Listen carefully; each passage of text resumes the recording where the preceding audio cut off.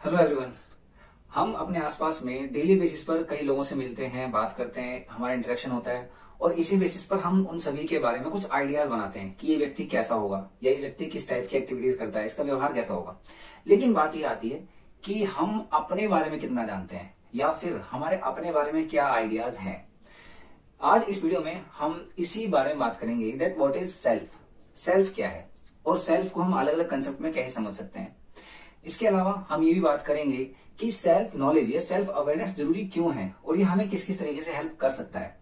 और फिर हम ये भी बात करेंगे कि आखिर हम अपनी सेल्फ अवेयरनेस को या सेल्फ नॉलेज को बढ़ा कैसे सकते हैं। तो चलिए शुरू करते हैं। दोस्तों, एक काफी पुराने ग्रीक फिलोसोफर थे जिनका नाम है सोक्रेट्स। उन्होंने कोट किया था कि an unexamined life is not worth living. मतलब कि अगर अपने लाइफ में खुद को ही एग्जामिन नहीं किया, अपनी लाइफ को एग्जामिन नहीं किया है, तो एक लाइफ में मीनिंगफुलनेस और एक पर्पसफुलनेस जो है वो बहुत ही कम होता है। और इसलिए देखा गया है कि अक्रॉस द ग्लोब अलग अलग जो रिसर्चेज हुई है उसमें ये देखा गया है कि भी 10 से 15% के जो लोग हैं, सभी लोगों में से केवल वही अपने बारे में जानते हैं, समझते हैं। तो आप किसमें हैं? क्या आप उन लोगों में हैं जो सेल्फ को नहीं जानते हैं या आप उन लोगों में हैं जो अपने बारे में सोचते हैं, समझते हैं और अपनी अंडरस्टैंडिंग आपको है? खैर, इस बारे में हम थोड़ा सा आगे चल के और बात करेंगे, लेकिन सबसे पहले हम शुरुआत करते हैं कि सेल्फ क्या है। देखिए, सेल्फ का मतलब यहाँ पर यह है कि हम किस तरीके से या कितना ज्यादा अपने बारे में जानते हैं, समझते हैं और हमारे खुद को लेकर के क्या थॉट प्रोसेस है या फिर क्या हमारा थिंकिंग पैटर्न है अपने आप को लेकर के। उसके अलावा अगर हम सेल्फ को थोड़ा सा बिल्कुल इजी वे में देखें तो आप समझ सकते हैं कि ये एक प्रकार से अपने खुद के जो कॉन्शियस एक्सपीरियंसेस या आइडियाज होते हैं, थॉट्स होते हैं अपने बारे में और अपनी जो फीलिंग्स होती हैं खुद के बारे में, उसे सेल्फ कहा गया। ठीक है। और अगर हम सेल्फ को थोड़ा सा अलग पर्सपेक्टिव में समझें या सोचें तो यहाँ पे हम बात करते हैं सेल्फ कंसेप्ट की, कि सेल्फ कंसेप्ट क्या होता है। सेल्फ कंसेप्ट देखिए, वैसे तो अगर हम इजी लैंग्वेज में देखें तो कंसेप्ट जब हम किसी भी चीज के बारे में एक आइडिया बनाते हैं, लेकिन ऐसा ही एक सेल्फ कंसेप्ट अगर हम जाने तो वो है अपने खुद के बारे में जो हमारा परसेप्शन है। यानी कि मैं खुद को कैसे पॉजिटिव और नेगेटिव कॉन्टेक्स्ट में देखता हूँ, कि मतलब मैं किन चीजों में बहुत अच्छा हूं या किन चीजों में बहुत अच्छा नहीं हूं। तो ये जो हमारा खुद का एनालिसिस है अपने बारे में कि मैं कितना पॉजिटिव हूं या कितना नेगेटिव हूं, इसे बोलते हैं सेल्फ कंसेप्ट। इसके बाद में एक और चीज आती है जिसका नाम है सेल्फ एस्टीम। तो एस्टीम का मतलब क्या है कि हम खुद को कैसे एस्टिमेट कर रहे हैं, राइट। मतलब कहने का ये है कि हम अपनी जो वर्थ है या अपना जो एक कहेंगे सोसाइटी के लेवल पर जाकर के कि मेरी खुद की कितनी वैल्यू है, मैं किस किस काम को कितना तरीके से कर सकता हूँ। कहने का मतलब सिंपल लैंग्वेज में ये है कि हम अपने आप को कितना लायक समझते हैं। ये है सेल्फ एस्टीम। और अगर मैं सेल्फ की बात करूं तो एक काफी रिनोन्ड और फेमस साइकोलॉजिस्ट है जिनका नाम है कार्ल रोजर्स। कार्ल रोजर्स ने सेल्फ कॉन्ग्रुएंसी को लेकर के बात की है और उन्होंने कहा है कि देखो हमारे दो टाइप के सेल्फ होते हैं। एक होता है हमारा आइडियल सेल्फ जो मैं बनना चाहता हूं और एक है रियल सेल्फ जो कि मैं एक्चुअल में हूं। एग्जाम्पल अगर हम लें तो भाई देखो, मैं बनना चाहता हूं डॉक्टर। फॉर एग्जाम्पल, ध्यान से सुनना, मान लो मैं एक डॉक्टर बनना चाहता हूं तो ये मेरा आइडियल सेल्फ है। लेकिन क्लास 10th में जब मैं मैथ्स और साइंस पढ़ता हूं तो मेरे बहुत अच्छे से मैं नहीं पढ़ पाता हूं या मेरी बहुत अच्छी समझ नहीं बन पाती है। स्पेशली जब मैं फिजिक्स और केमिस्ट्री को पढ़ता हूं तो मैं थोड़ा कंफ्यूज हो जाता हूं या मैं चीजें भूल जाता हूं। ठीक, तो ये मेरा ट्रू सेल्फ है या मेरा रियल सेल्फ है। जब तक मेरा आइडियल सेल्फ और रियल सेल्फ इन दोनों में कॉन्ग्रुएंसी नहीं बनेगी या ये दोनों पास पास में नहीं होंगे, तब तक जो एक मैं चीजों को अचीव करने की कोशिश कर रहा हूं वो शायद ना हो। मैं एक एग्जाम्पल देता हूं। मान लीजिए कि मैं टीचर बनना चाहता हूं। फॉर एग्जाम्पल, मेरा आइडियल सेल्फ है कि मैं टीचर बनना चाहता हूं। ठीक है। अब टीचर्स के बहुत सारे काम होते हैं जिसमें से एक काम यह है कि वो अपनी बात बच्चों को इजीली समझा पाए, एक उनकी जो स्पीकिंग एबिलिटी है वो बेटर हो। लेकिन रियलिटी में अगर देखें तो मैं अपनी बात समझाने में बड़ा काफी कठिनाई महसूस होती है, मैं अपनी बातों को एक्सप्लेन नहीं कर पाता हूँ। ये रियल सेल्फ है। तो अगर मुझे टीचर बनना है तो मुझे अपनी स्पीकिंग एबिलिटी और जो एक्सप्रेशन एबिलिटी है उसको बेटर करना पड़ेगा ताकि मैं एक बेटर टीचर बन पाऊं। और जब मैं अपने रियल सेल्फ को बेटर कर पाऊंगा और अपने आइडियल सेल्फ को पास में लेकर के आऊंगा तब मैं इजीली चीजों को कर पाऊंगा और मुझे कहीं ना कहीं अगर मैं बोलूं समस्याएं होंगी वो थोड़ी सी कम होंगी एक टीचर बनने में। तो ये बात हुई कि सेल्फ कंसेप्ट क्या है। सेल्फ कंसेप्ट मतलब खुद को अपने व्यू में पॉजिटिव नेगेटिव रूप में देखना। दूसरा सेल्फ एस्टीम, कि मैं खुद को कितना लायक समझ रहा हूं, क्या क्या काम मैं कितने अच्छे से कर पा रहा हूं, कितने अच्छे से काम मैं नहीं कर पा रहा हूं, अपनी वर्थ। फिर हमने बात की यहाँ पे कार्ल रोजर्स के सेल्फ की कि वो आइडियल सेल्फ और रियल सेल्फ की बात कर रहे हैं। अब हम यहां से थोड़ा सा आगे चलेंगे और ये देखेंगे कि भाई सेल्फ की नॉलेज, सेल्फ की अवेयरनेस हमारे लिए हेल्पफुल क्यों होती है, कैसे हो सकती है। तो दोस्तों अब यहाँ पर बात ये करते हैं कि हमारी सेल्फ नॉलेज या सेल्फ अवेयरनेस हमें कैसे हेल्प कर सकती है, इसकी इंपॉर्टेंस क्या है हमारी लाइफ में। तो इसमें सबसे पहला पॉइंट ये है कि जब हमें अपने बारे में पता होता है तो हमारी जो डिसीजन मेकिंग कैपेबिलिटी है, डिसीजन मेकिंग कैपेसिटी है, उसको एनहांस करता है। कैसे? क्योंकि जब हमारी सेल्फ अवेयरनेस बेटर होगी तभी हम एक तरीके से रियलिस्टिक और स्पेसिफिक गोल बना पाएंगे जिन्हें हम अचीव कर पाए, और उसी के बेसिस पर हम जो हमारी सेल्फ मॉरल वैल्यूज हैं या हमारी जो भी मोरालिटी है जिसको हम फॉलो करते हैं उसके बेसिस पर हम कोई डिसीजन लेते हैं, और कहीं ना कहीं इसके थ्रू हमारी लाइफ में आने वाले जो रिग्रेट्स हैं हम उन्हें भी कम कर पाते हैं। अब यहां पर इसके बाद बात आती है सेल्फ ग्रोथ। ठीक है, कि सेल्फ अवेयरनेस से सेल्फ ग्रोथ कैसे आ सकती है। देखो यहाँ पे पहला पॉइंट ये है कि भाई जब हम पर्सनल ग्रोथ की बात कर रहे हैं तो self acceptance, purposefulness and meaningfulness हम यहाँ पर देखते हैं। जैसे कि अगर मैं बात करूं कि मुझे पता है कि मेरे क्या थॉट प्रोसेस है अपने लिए, मैं किन चीजों में बेटर कर सकता हूं, किन चीजों में मुझे अभी ग्रो करने की जरूरत है, तो उसके थ्रू मेरी सेल्फ एक्सेप्टेंस डेवलप होती है, राइट। और जब मेरी सेल्फ एक्सेप्टेंस डेवलप होती है उसके बाद में मेरे अंदर एक रेजिलियंस आती है। रेजिलियंस मतलब क्या होता है? रेजिलियंस मतलब ये होता है कि मेरे सामने जो भी सिचुएशन आएगी, स्ट्रेसफुल सिचुएशन, मैं उसे डील कर पाऊंगा, मैं उसे एक्सेप्ट कर पाऊंगा, राइट।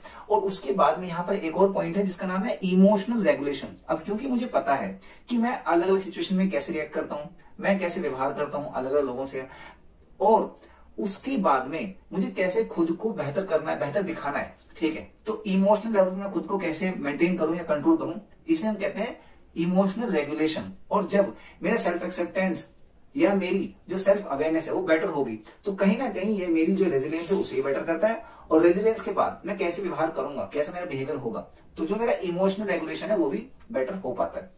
यहाँ पर एक और पॉइंट है जिसे हम डिस्कस करते हैं, वो है इंप्रूव रिलेशनशिप। देखिए जब हमारा सेल्फ उसके प्रति हम अवेयर हैं तो कहीं ना कहीं जो हम बाकी लोगों के साथ डील करते हैं या किसी कम्युनिकेशन में होते हैं, रिलेशनशिप में होते हैं, वो हमारी बेटर होती है। कैसे? जैसे कि जब मुझे पता है कि भाई मैं किसी कंडीशन में कैसा महसूस करता हूँ, अच्छी कंडीशन में, बुरी कंडीशन में, वैसे ही हो सकता है दूसरे भी महसूस करते हो, ठीक है। या कोई व्यक्ति अगर ऐसी सिचुएशन में होगा तो वो कैसे रिएक्ट करेगा, तो उसके प्रति जो मेरी समानुभूति है, ठीक है, वो डेवलप होती है, वो एम्पैथी डेवलप होती है। इसके साथ में एक चीज और बेटर होती है, वो है हमारी कम्युनिकेशन। कि जब मुझे ये पता होगा कि मैं अलग अलग सिचुएशन में अलग लोगों से कैसे बात करता हूं, कैसे मैं बिहेव करता हूं, जब मुझे खुद को ये पता होगा तब कहीं ना कहीं जो लोगों के साथ मेरी कम्युनिकेशन है वो भी बेटर होगी।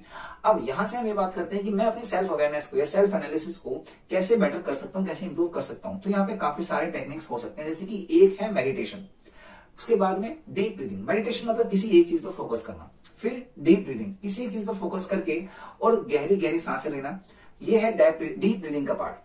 लेकिन इसके अलावा हमारे पास में दो साइकोलॉजिकल टेक्निक भी हैं जिसके बारे में अब हम बात करेंगे।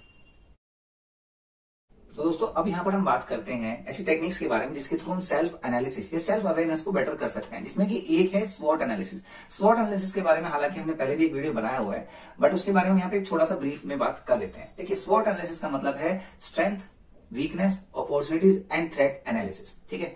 देखो जब हम बात करें स्ट्रेंथ और वीकनेस की, तो ये किसी एक पर्सन के इंटरनल एट्रीब्यूशंस है, यानी कि जब मैं एज एन इंडिविजुअल बात कर रहा हूं तो मेरी स्ट्रेंथ और मेरी वीकनेसेस की। मान लीजिए कि मैं एक स्टूडेंट हूं और एज ए स्टूडेंट मेरी राइटिंग बहुत अच्छी है, ठीक है, और मैं अपना टाइम बड़े अच्छे से मैनेज कर लेता हूं, ठीक है। मैं अपनी पढ़ाई लिखाई जो भी अपना काम है वो सारी चीजों को मैनेज कर लेता हूं, मेरे अंदर पेशेंस भी है। तो ये क्या है, ये मेरी स्ट्रॉन्ग एरिया है। लेकिन एक मेरा वीक एरिया भी है। वीक एरिया मतलब क्या है कि मैं ना मैथमेटिक्स बहुत अच्छे से नहीं कर पाता हूँ, या फिर मैं चीजों को ना थोड़ा सा टाल मटोल करता हूँ कि मैंने इसको इस वाले काम को बाद में कर लूंगा। तो ये क्या है, ये मेरी वीकनेस है, और इसकी वजह से क्या होता है कि मेरा काम थोड़ा सा पाइल अप हो जाता है और मैं उसको बाद में करता हूँ।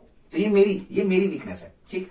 अब मैं बात कर रहा हूं कि जब मैं किसी एक एनवायरमेंट में जाऊंगा या मैं एक कंडीशन में जाऊंगा तो उस कंडीशन के जो एट्रीब्यूट्स हैं उन पे डिपेंड करता है अपॉर्चुनिटीज एंड थ्रेट। जैसे कि मान लीजिए कि भी मुझे एक टीचर बनना है, ठीक है। तो टीचर बनने के लिए क्या क्या नॉलेज चाहिए वो सारी मेरे पास है, ठीक है। मेरे पास कोचिंग जो है मुझे करनी है, मुझे पता है कि मुझे कहां से कोचिंग करनी है और वहां से मुझे क्या क्या पढ़ाई करनी है। तो ये क्या है, ये अपॉर्चुनिटी कि भाई मेरे पास मेरे फ्रेंड ने मुझे बुक दी है, ये भी एक अपॉर्चुनिटी है पढ़ने के लिए। इसके अलावा मुझे ये पता है कि भाई मेरे पास में कुछ स्कॉलरशिप के ऑप्शंस भी हैं, या फिर एक फेलोशिप का ऑप्शन है कि मैं अपनी पढ़ाई के लिए कहीं से पैसे ले सकता हूं। ये अपॉर्चुनिटी है। अब थ्रेट क्या है? थ्रेट का मतलब ये है कि मान लीजिए मैं किसी पेपर के लिए तैयारी कर रहा हूं, ठीक है, लेकिन उसकी तैयारी के लिए मेरे पास पैसे नहीं है। एक बात। दूसरी बात कि भाई एक थ्रेट यहाँ पर ये है कि मेरी एक स्पेसिफिक एज होगी। फॉर एग्जांपल मान लीजिए कि मेरी एज 28 ईयर्स है, ठीक है, और एक एग्जाम को देने के लिए जो लास्ट एज है वो भी 28 है। तो अगर मैंने अभी यहां पर इस एग्जाम को क्वालिफाई नहीं किया तो इसके बाद मैं कभी भी इसमें अप्लाई नहीं कर पाऊंगा। एक प्रकार का थ्रेट हो गया। दूसरा, मैं जिस एग्जाम में अप्लाई करना चाहता हूं वहां पे भीड़ बहुत सारी, बहुत ज्यादा कंपटीशन है, वो भी एक प्रकार का थ्रेट है। तो अब आप समझ रहे होंगे कि हम स्वॉट एनालिसिस कैसे करते हैं, एक पर्सन को ओवरऑल जज करते हैं, ठीक है, ताकि हम उसकी स्ट्रेंथ उसकी वीकनेस को देख पाए। बट वो जिस कंडीशन में काम करता है या जिस कंडीशन में वो जाना चाहता है उसमें क्या अपॉर्चुनिटी उसको मिल सकती है और उससे रिलेटेड क्या थ्रेट उसको मिल सकते हैं, ये है स्वॉट एनालिसिस। इसके बाद में बात आती है जोहारी विंडो की। अगर आप देखेंगे तो जोहारी विंडो में आपको 4 विंडोज दिखाई दे रहे होंगे। उसमें क्या है, अगर आप चारों विंडो को देखेंगे तो आपको देखने के लिए मिलेगा यहाँ पे 4 पॉइंट्स लिखे हैं, जिसका मतलब है ओपन, ब्लाइंड, हिडन और अननोन। तो ओपन एक ऐसा एरिया है जो कि बाकी लोगों को भी पता है और मुझे भी पता है, ठीक है। जैसे कि मान लीजिए कि बाकी लोगों को भी पता है कि भाई मैं जो है ना अपना टाइम मैनेज कर लेता हूं, मुझे ही पता है और दूसरों को ही पता है, ठीक। लेकिन यहां पर एक पॉइंट है जिसका मतलब है ब्लाइंड, यानी कि वो मुझे नहीं पता पर बाकी लोगों को पता है। मतलब कि भाई जब मैं गुस्से में आता हूं ना तो मान लो कि मेरी आंखें बड़ी बड़ी हो जाती हैं, मुझे नहीं पता क्योंकि मैं अपने आप नहीं देखता ना गुस्से में होकर मैं कैसे दिख रहा हूं, तो बाकी लोग देखते हैं। इसका मतलब ये है कि जो चीज मुझे नहीं पता बाकी लोगों को पता है, इसका मतलब ब्लाइंड। अब एक चीज यहां पर है हिडन। हिडन का मतलब है कि भाई जो मैंने बाकी लोगों से छिपाया हुआ है कि ये सिर्फ मुझे पता है, बाकी लोगों को नहीं पता। फॉर एग्जाम्पल आप मान लीजिए कि मेरी कोई एक स्ट्रेंथ है, ठीक है, मेरी कोई एक स्ट्रेंथ है या मेरी कोई ऐसी चीज है कि भाई उसे सिर्फ मैं ही बेटर तरीके से कर पाता हूं पर वो बाकी लोगों को नहीं पता, ये है हिडन। अब यहां पर एक चीज और है अननोन। अननोन मतलब कि बाकी लोगों को भी नहीं पता और मुझे भी नहीं पता। जैसे कि मान लीजिए कि मैं किसी कंडीशन में हूं और मुझे एक चीज देख करके, एक बात सुन करके अचानक से गुस्सा आ गया या फिर मैंने अचानक से किसी तरीके से रिएक्ट किया, तो बाकी लोगों को भी नहीं पता कि यार तू इन जनरल तो ऐसा नहीं करता बट अचानक से तूने ऐसे कैसे कर दिया और मुझे भी नहीं पता, ठीक है। तो ये है जोहारी विंडो, और जोहारी विंडो के थ्रू हम 4 अलग अलग एरियाज में अपना एनालिसिस बेटर कर सकते हैं कि भाई मुझे कितना अपने बारे में पता है, बाकी लोगों को मेरे बारे में कितना पता है, मुझे जो पता है वो बाकी लोगों को पता है कि नहीं पता, बहुत सारा पता हो गया, हम इससे बाहर आते हैं। खैर, कहने का मतलब ये है कि हमारे पास बहुत सारी ऐसी टेक्निक्स भी हैं कि हम अपने सेल्फ एनालिसिस को बेटर कर सकते हैं, सेल्फ अवेयरनेस को बेटर कर सकते हैं, और सेल्फ अवेयरनेस को बेटर करके हमें फायदा क्या होगा, ठीक है, हमारा डिसीजन बेटर होता है, हमारी जो इंटरपर्सनल रिलेशनशिप है वो बेटर होती है, और कहीं ना कहीं जो हम डिसीजन लेते हैं करियर के बारे में, लाइफ के बारे में, उसे भी बेटर करते हैं। तो इस वीडियो में फिलहाल इतना ही था। आप इस वीडियो को बच्चों के साथ जरूर शेयर करें ताकि वो अपने बारे में जो उनकी एनालिसिस है वो उस पर अब ध्यान देना शुरू करें, और ना सिर्फ बच्चे बल्कि अगर कोई टीचर हैं या कोई एजेड लोग भी, आप उनके साथ भी वीडियो शेयर कर सकते हैं। Thank you so much, good bye.